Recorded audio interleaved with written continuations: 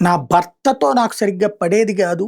ఆయన కుటుంబానికి, బంధువులకే పరిమితం చేసేటప్పటికి స్వేచ్ఛ కావాలని నేను కాస్త ఎక్కువ తిరుగుతుండేవాడిని.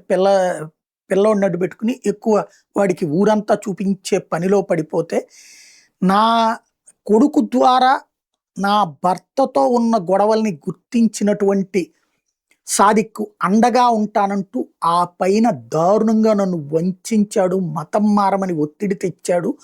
ఆ పైన కంటిన్యూయస్‌గా నెలల తరబడి ఫోన్‌లో అలాగే లైన్‌లో ఉంటూనే వేధించేవాడు. నా భర్తని చంపేశాడు. నా బిడ్డని చంపుతానని బెదిరించి రోజు నన్ను చావచితకబాదుతున్నాడు.